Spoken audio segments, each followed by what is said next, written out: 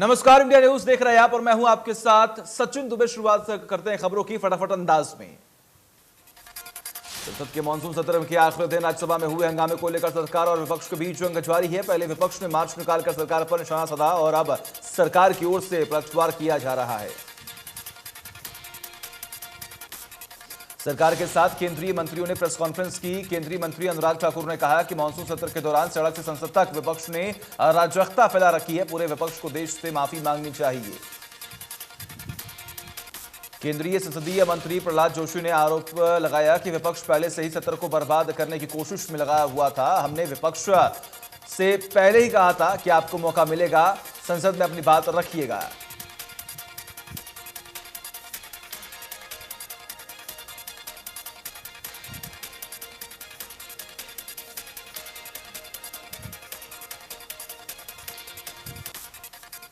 सरकार की ओर से महंगाई, कोरोना संकट, कृषि मसलों पर चर्चा के लिए मंजूरी दी गई थी। केंद्रीय मंत्री ने कहा कि 2004 से 2014 तक यूपीए के कार्यकाल के दौरान कई ऐसे बिल थे जो बिना किसी चर्चा के पास किए गए। विपक्ष की ओर से झूठा आरोप लगाया गया कि सरकार चर्चा नहीं कर रही है। जब कुछ सांसदों को सस्पेंड किया गया तब कुछ सांसदों ने शीशा तोड़कर सदन में घुसने की कोशिश की। सरकार ने सोमवार तक सदन चलाने की बात स्वीकार की थी। पीयूष गोयल ने कहा, राज्यसभा में विपक्ष का व्यवहार पूरे सदन की गरिमा को ठेस पहुंची है। विपक्ष किसी भी तरीके से सदन को नहीं चलाने देना चाहता था। पीयूष गोयल ने कहा कि 9 अगस्त को विपक्ष द्वारा हंगामा किया गया, रूल बुक को चेयर की ओर फेंका गया। पीयूष गोयल ने आरोप लगाया कि विपक्षी नेता की ओर से चेयर पर कातिलाना हमला किया गया। केंद्रीय मंत्री ने कहा कि विपक्ष के सांसदों द्वारा महिला मार्शल के साथ धक्का मुक्की की गई। मार्शल सुरक्षाकर्मी सिर्फ सदन और चेयर की सुरक्षा कर रहे थे, वो किसी पक्ष के नहीं थे, लेकिन उनके साथ भी विपक्ष के नेता द्वारा बदतमीजी की गई। सरकार के खिलाफ संसद में विजय चौक तक विपक्षी दलों ने पैदल मार्च किया। विपक्षी दलों ने मोदी सरकार को घेरने की कोशिश की। इस मार्च में राहुल गांधी और शशि थरूर पैदल मार्च में शामिल हुए। राज्यसभा में हुए हंगामे के बाद सरकार और विपक्ष के बीच तकरार जारी है। इस दौरान राहुल गांधी ने सरकार पर गंभीर आरोप लगाया और सदन में सांसदों के साथ बदसलूकी होने की बात कही। कांग्रेस नेता राहुल गांधी ने आरोप लगाया कि पहली बार राज्यसभा में सांसदों की पिटाई की गई, बाहर से लोगों को बुलाया गया और सांसदों के साथ धक्का मुक्की भी हुई। राहुल गांधी ने कहा कि देश के 60% लोगों की आवाज दबाई जा रही है। हमने सरकार से पेगासस मुद्दे पर चर्चा करने की बात कही। किसानों और महंगाई का मुद्दा उठाया। राहुल ने कहा कि यह लोकतंत्र की हत्या है। विपक्ष का यह कहना है कि सरकार ने संसद में विपक्ष की आवाज को अनसुना कर दिया। इससे पहले केंद्र के खिलाफ रणनीति को लेकर विपक्षी दलों के नेताओं ने बैठक की है। मल्लिकार्जुन खड़गे ने भी आरोप लगाया कि विरोध प्रदर्शन के दौरान वहां मौजूद कुछ महिला सुरक्षाकर्मियों ने विपक्ष की महिला सदस्यों के साथ धक्का-मुक्की की और उनका अपमान किया। कांग्रेस के पूर्व अध्यक्ष राहुल गांधी के बाद अब कांग्रेस के कई अन्य दिग्गज नेताओं का ट्विटर अकाउंट लॉक हो गया है। पार्टी का आरोप है कि ऑल इंडिया कांग्रेस कमेटी के महासचिव अजय माकन, कांग्रेस प्रवक्ता रणदीप सुरजेवाला और महिला कांग्रेस अध्यक्ष सुष्मिता देव समेत कई नेताओं के ट्विटर अकाउंट लॉक कर दिए गए। कांग्रेस ने आरोप लगाया कि उनका ट्विटर अकाउंट लॉक कर दिया गया है, लेकिन हम अपनी लड़ाई जारी रखेंगे। कांग्रेस ने फेसबुक पर इसकी जानकारी दी है।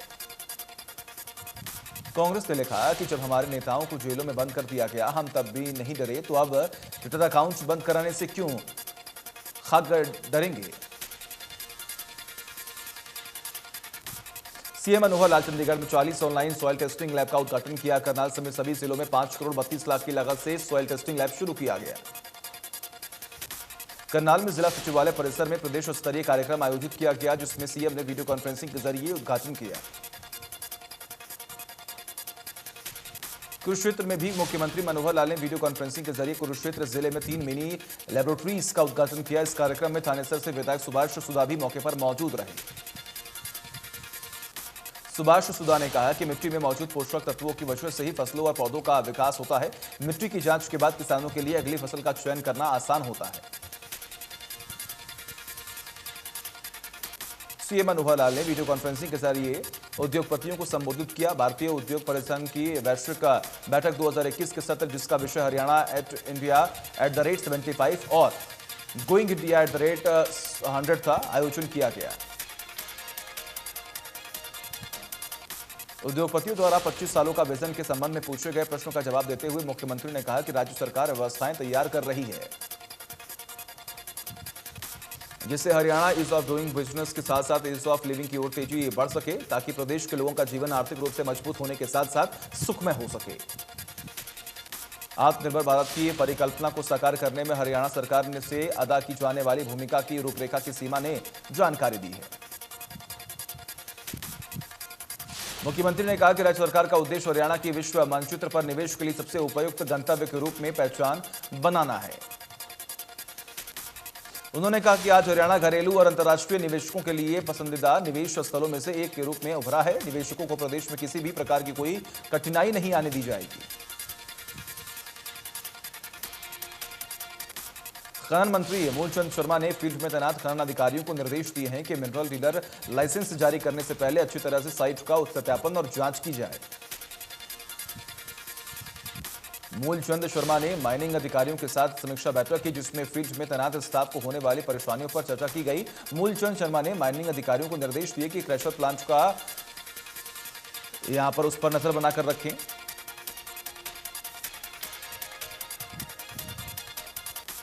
धर्मनगरी कुरुक्षेत्र की जाट धर्मशाला में किसान महापंचायत में किसान नेता राकेश टिकैत ने केंद्र सरकार पर जमकर हमला बोला। उन्होंने कहा कि किसानों के खिलाफ आपराधिक मामले दर्ज करने से आंदोलन दबने वाला नहीं है। टिकैत ने कहा कि उनकी लड़ाई केंद्र सरकार से है, न कि हरियाणा सरकार से। उन्होंने कहा कि किसानों को खिलाड़ियों से भी नहीं मिलने दिया जा रहा है। सरकार से बातचीत पर उन्होंने कहा कि सरकार बुलाएगी तो किसान नेता जाएंगे। कृषि कानूनों के रद्द होने तक किसान घर वापस नहीं जाएंगे। पानीपत के सराना थाने में किसानों ने घेराव करते हुए जमकर विरोध किया। प्रदर्शनकारी किसानों ने पुलिस बैरिकेड्स तोड़ने की कोशिश की। किसानों पर दर्ज केस रद्द करने की मांग को लेकर जमकर नारेबाजी भी की गई। अंबाला में किसान यूनियन के ने नेशनल हाईवे जाम कर दिया। किसानों ने 5 युवाओं को गिरफ्तार करने पर नाराजगी जाहिर की है। पुलिस ने लगभग 80 लोगों का गिरफ्तार किया है। किसानों ने कैबिनेट मंत्री अनिल विज के काफिले को काले झंडे दिखाकर जमकर विरोध भी किया था। 18 अगस्त को प्रदेश में 10वीं और 12वीं की कंपार्टमेंट में परीक्षा का आयोजन किया जाएगा। इस परीक्षा के लिए हरियाणा शिक्षा बोर्ड ने 80 केंद्र बनाए हैं।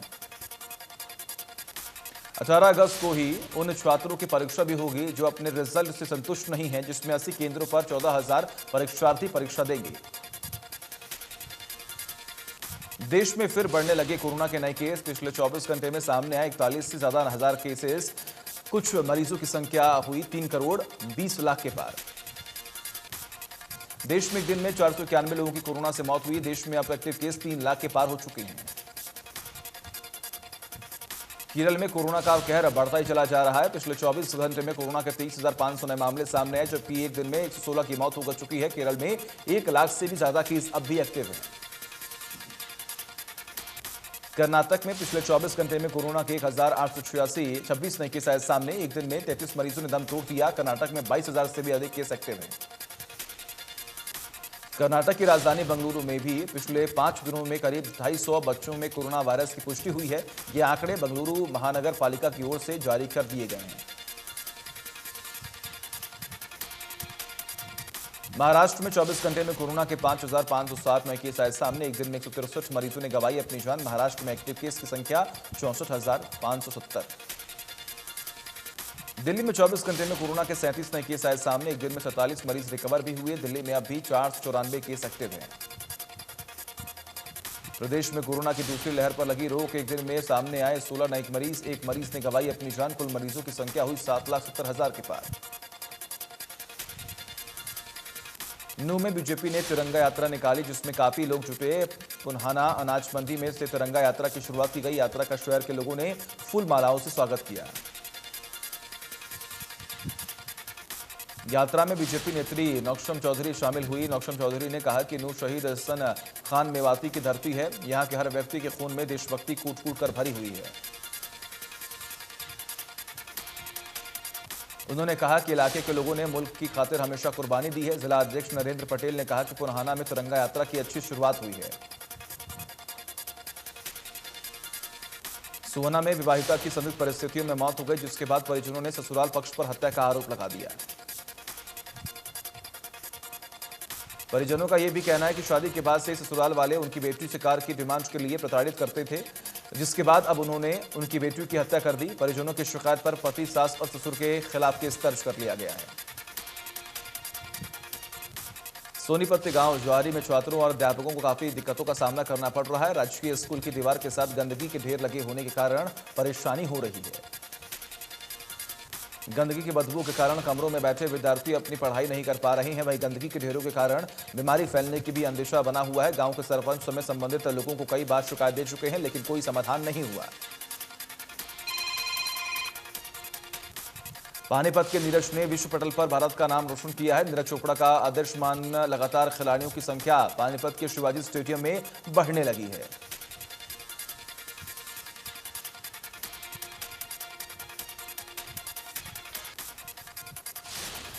सरकार चाहती है कि प्रदेश के ज्यादा से ज्यादा खिलाड़ी गोल्ड लाएं। इसको लेकर सरकार सभी सुविधाएं मुहैया करवा रही है। सुविधाओं को लेकर खिलाड़ियों ने भी सरकार का आभार व्यक्त किया है।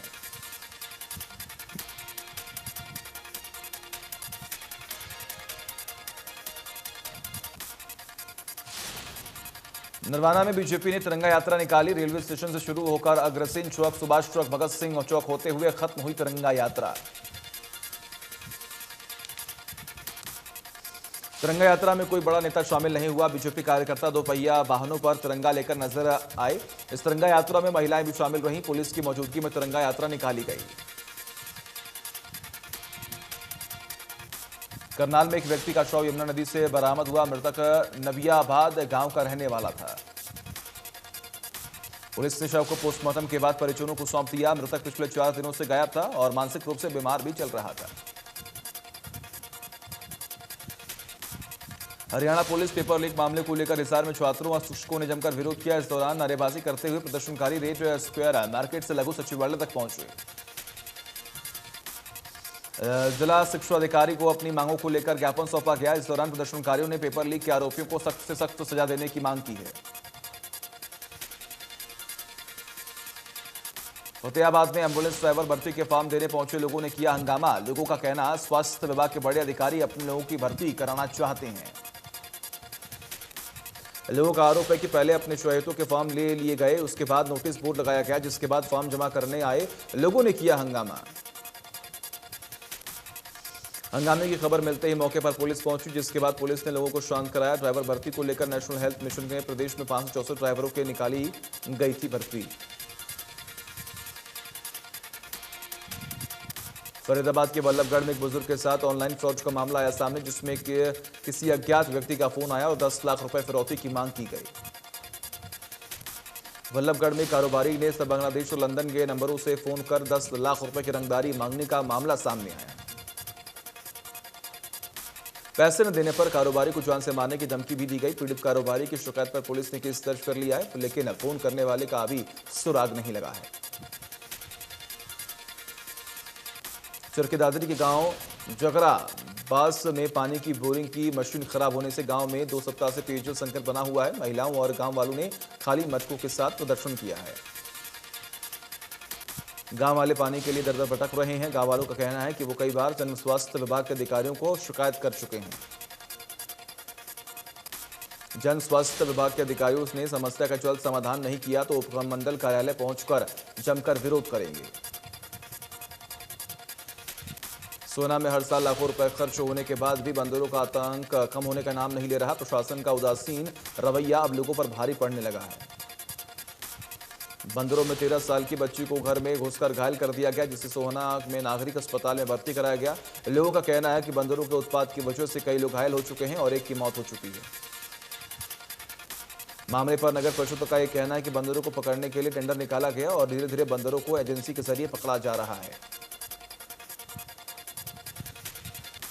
बीते 1 अगस्त को दिल्ली में एक नाबालिग के साथ दुष्कर्म कर हत्या करने के मामले में पूरा देश में विरोध चल रहा है।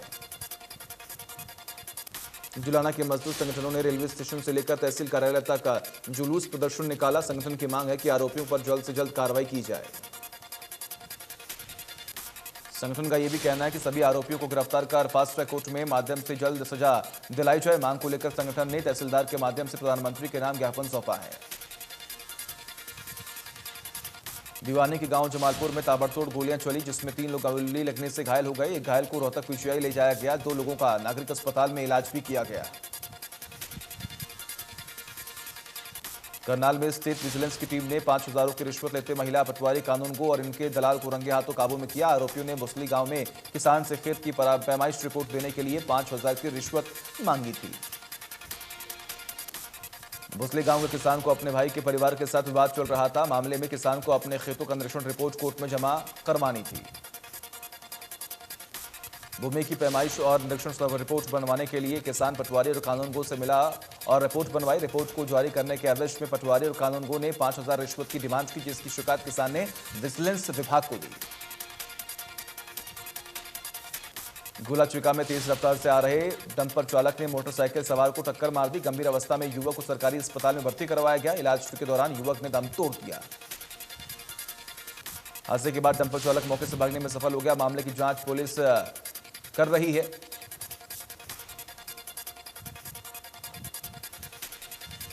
कैथल में तेल जला देने वाली वारदात सामने आई, जहां चाइनीज मांझा से चुका निवासी युवक की गर्दन कट गई। युवक की गर्दन के अंदर तक चाइनीज मांझा चला गया। कैथल के ओवरब्रिज के ऊपर यह दर्दनाक हादसा हुआ। युवक ज्यादा खून बहने के चलते चंडीगढ़ रेफर किया गया। सिस्ता जेल की बैरक नंबर 12 में बंदी से गांजा, नशीली गोलियां और एक चला हुआ मोबाइल बरामद हुआ। इस मामले में जेल प्रशासन की शिकायत पर मामला दर्ज कर जांच शुरू कर दी गई है।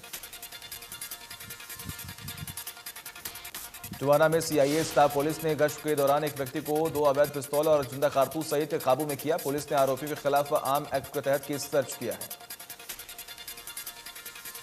रोहतक के कांसाला गांव में शराब चौकी के पास चिकन कॉर्नर पर गोलीबारी हुई। फायरिंग में चिकन कॉर्नर संचालक की मौत के बाद पुलिस मामले की तफ्तीश में जुटी हुई है। नंगल चौधरी में बीजेपी की ओर से शहीदों के लिए तिरंगा यात्रा निकाली गई। यात्रा नायन गांव के शहीद की समाधि से शुरू होकर असरावास शहीद की मूर्ति तक निकाली गई। तिरंगा यात्रा स्थानीय विधायक अभय सिंह यादव की अगुवाई में निकाली गई है। साथ में जिला अध्यक्ष राकेश शर्मा यात्रा में मौके पर मौजूद रहे। तिरंगा यात्रा के समापन पर विधायक ने सभी कार्यकर्ताओं का आभार व्यक्त किया। बोले कि आने वाली 17 तारीख को गोद बलाहा में केंद्रीय कैबिनेट मंत्री भूपेंद्र यादव की होने वाली रैली का नियंत्रण भी दिया। राकेश टिकैत, योगेंद्र यादव सहित कई बड़े किसान नेता 29 अगस्त को अनाज मंडी नूह में पंचायत करेंगे। इस पंचायत में मेवात जिले के हजारों लोग मौजूद रहेंगे, जिनमें बुजुर्ग, महिला, बच्चे सभी शामिल होंगे। कार्यक्रम को लेकर स्थानीय किसान नेताओं ने कार्यक्रम की परमिशन लेने के लिए पुलिस कप्तान नरेंद्र सिंह बिशारनिया से मुलाकात करेंगे। भारतीय कुश्ती महासंघ ने टोक्यो ओलंपिक खेलों में अभियान के दौरान अनुशासनहीनता के लिए स्टार पहलवान विनेश फोगाट को अस्थायी रूप से निलंबित कर दिया है। क्वार्टर फाइनल में बाहर हुई विनेश को नोटिस का जवाब देने के लिए 16 अगस्त तक का समय दिया गया है। टोक्यो खेलों में क्वार्टर फाइनल में हारकर बाहर हुई विनेश को नोटिस का जवाब देने के लिए 16 अगस्त तक का समय दिया गया। इसमें अनुशासनहीनता के 3 आरोप लगाए गए हैं। इसी के साथ युवा पहलवान सोनम मलिक पर भी अनुशासनहीनता करने का आरोप लगा है। उन्होंने भी महासंघ ने नोटिस जारी किया गया है।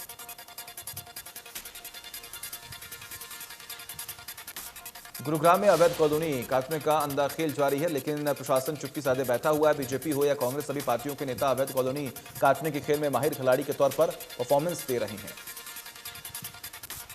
गुरुग्राम शहर में कई जगह अवैध कॉलोनियां काटी जा रही हैं। साथ ही इन कॉलोनियों में बनने वाले मकानों की रजिस्ट्रियां भी धड़ल्ले से करवाई जा रही हैं। इसरो सुबह 6:45 बजे नया इतिहास रचने से चूक गया। Earth observation satellite EOS-3 GSLV F10 rocket ने उड़ान तो भरी, लेकिन मिशन समय से 10 सेकंड पहले खराब हो गया। वहीं मिशन कंट्रोल सेंटर को रॉकेट के तीसरे स्टेज में लगे क्रायोजेनिक इंजन से सिग्नल और आंकड़े मिलने बंद हो गए थे।